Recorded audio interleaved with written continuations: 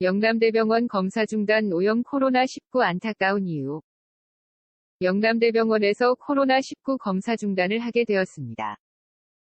그 이유는 최근 안타깝게도 쓰러진 17세 청소년의 코로나19 양성 반응을 바로 이 영남대병원에서 확인하였는데 다른 곳에서 검사를 한 것들을 교차대 조안 끝에 영남대병원에서 검사를 한 것이 오염이 되었다고 하는 잠정 결론이 내려졌기 때문입니다.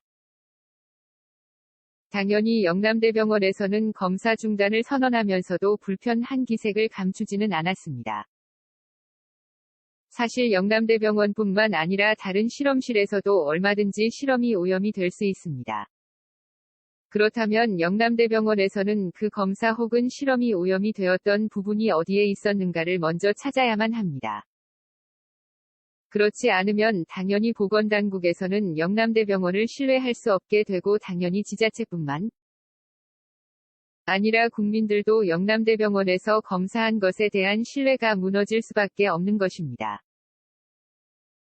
영남대병원에서 심기가 불편하더라도 일단은 검사 중단을 한 것은 잘한 일이라 할 수 있습니다. 그렇다면 이후에 할 일을 더 신경을 써야만 합니다. 과연 어디에서 오염이 되었는지 어떤 절차에서 문제가 있는지를 혹시나 CCTV가 있다고 한다면 그 CCTV를 되돌려서라도 확인을 해야만 합니다. 지금은 프랑스의 마크롱 대통령이 언급한 대로 코로나19와 전쟁 중이라 할 수 있습니다. 그렇기에 사적인 감정은 일단 내려놓아야만 합니다. 지금 우리나라가 수없이 많은 검사들을 하면서도 실수를 한 적이 없었던 것은 당연히 아닙니다. 오히려 실수를 하더라도 지속적으로 새로운 검사를 그 위에 덮어서 실수가 되지 않도록 실수가 재난이 되지 않도록 하는 데 목적이 있습니다.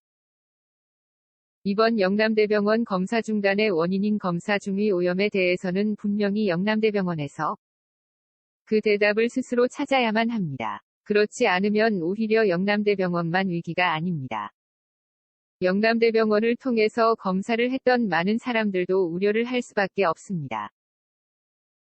혹시나 자신의 것들도 오염이 된 것이면 어떻게 하지라고 말입니다. 즉 검사 중단이라는 강수를 써서라도 찾아야 하는 것은 일단 영남대병원의 검사 절차 가운데서 무엇이 문제인지 어디가 오염이 되었는지를 먼저 알아봐야만 하는 것입니다. 일단 그것만 해결이 되면 다시 한번 영남대병원은 신뢰를 회복할 수 있는 기회를 얻을 수 있습니다. 지금도 전 세계는 코로나19로 인해서 많은 혼돈과 공황 속에 빠져 있습니다.